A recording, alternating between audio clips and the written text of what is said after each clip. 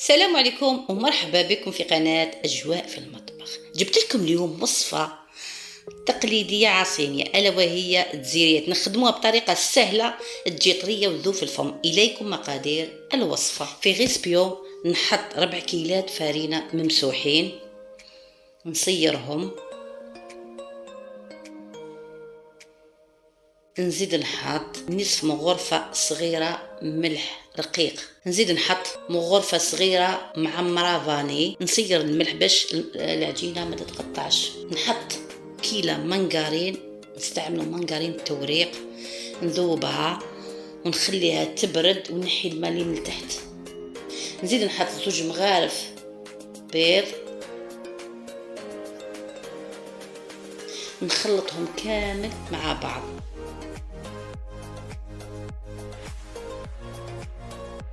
نبسسهم مليح بين يديا، ونخلط مليح الفارينة مع جميع المواد.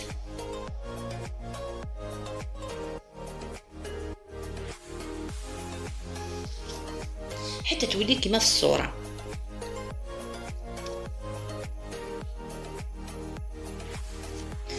نزيد نحط 2 مغارف صغار ملون غذائي ابيض.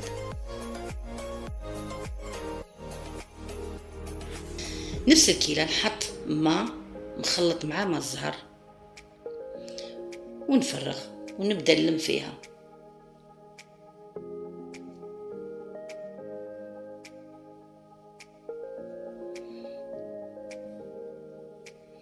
نلمها كامل حتى تولي على شكل عجينة.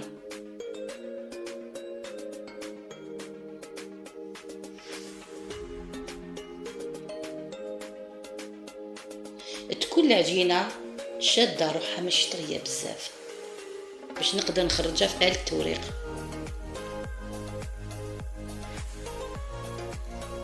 نلمها مليح حتى تولي رطبة. نجيب كوبات ونبدا نقطع فيها كوريات صغار.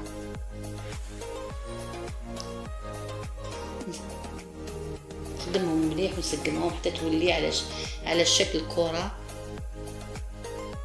نحطهم في ورق شفاف،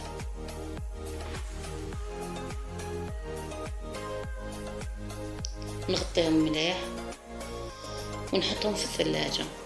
نخدمهم ليلة من قبل.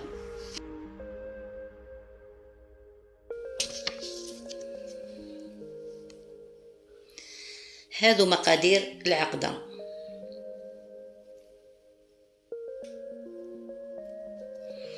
في غيسبيو نحط 3 كيلات كاوكاو ماشي مقلي ومرحي،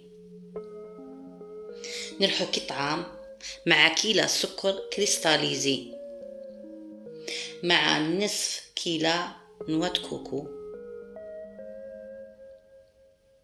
نبدأ خلطهم كامل مع بعض.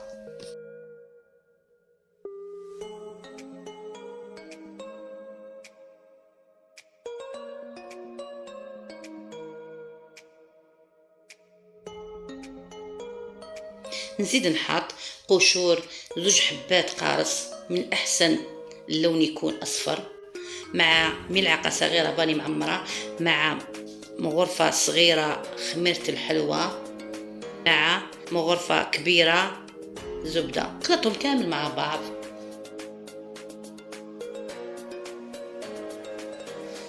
نفس الكيلة نحط 2 حبات بيض مع صفر حبة بيض ونبدأ نخلط.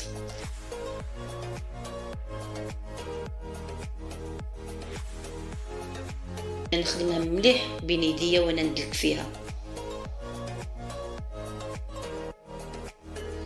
وإلا خص البيض نزيد نعجنها مليح.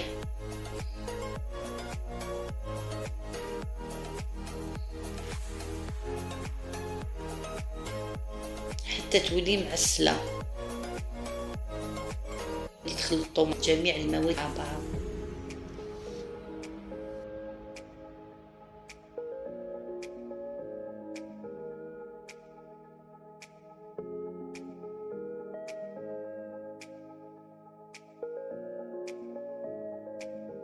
شوفوا كيف راني نعجن فيها.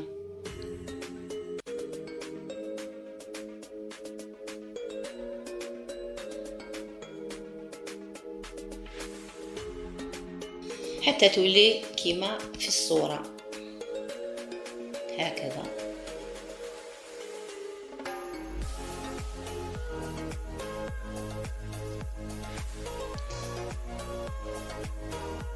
نحطها في ورق شفاف ونديها نحطها في الثلاجة، نخدمها ليلة من قبل.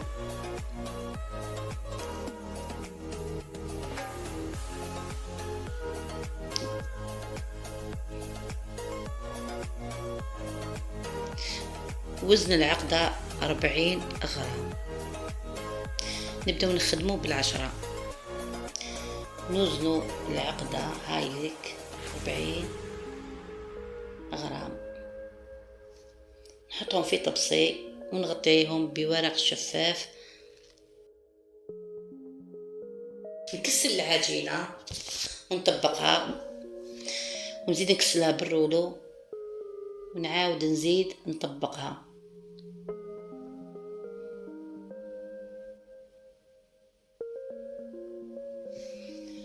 نديها الآن آلة التوريق،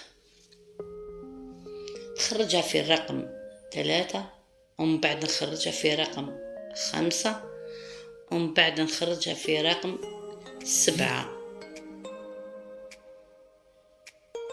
وهو الأخير.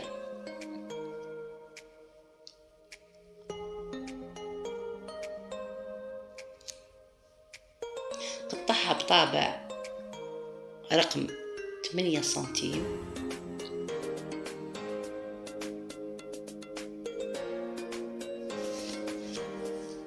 نحطها في مول تاع الحديد بهذا الشكل، ونحط العقدة تاع الكوكب من الفوق، نهبطها شوية بكف اليد تاوعي بالكوردون، ندير حفرة في الوسط، ومن بعد نبدأ بغلاف المشروبات ندير خطوط.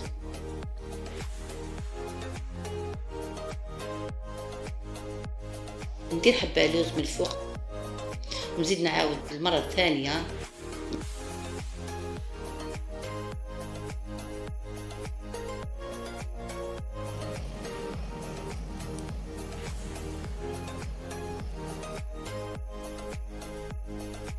الآن الشربات، كاس سكر كريستاليزي مع 2 كيسان ماء مع برج قارص، نديهم يغلاو 10 دقائق. بالكوردو نتقبل حبة تاع الحلوى من تحت ونحطهم في الشربات، نتقبهم كامل بالكوردو، ومن بعد نشربهم بالشربات، ومن بعد نزيد نعاود نقلبهم ونخليهم حوالي 20 دقيقة هما في الشربات باش يدخلهم مليح شربات القلب تاعهم. نعسلهم مليح بالشربات، ومن بعد نزيد نحطهم في غسبة واحد اخر ونبدا نعسل فيهم، نخليهم في العسل حوالي 10 دقائق. كي تعسلوا مليح من العسل نحيهم ونحطهم في سنيوة حتى يقطع العسل كامل الزايد، بعد نحطهم في الكيسات تاع الحلوى. هذه الحلوى من أروع الحلويات الجزائرية، شكلها راقي والذوق تاعها يهبل وتذوب في الفم وتجي مشربة بالعسل وطرية. راني قسمتها قدامكم، شوفوا كيف جات طرية ومعسلة. وهذه الحلوى راقية وتوالم المناسبات، الأعراس تاوعنا والأفراح تاوعنا. اللي عجباته الوصفة يدير ابوني للقناة ويفعل الجرس. السلام عليكم ورحمة الله تعالى وبركاته.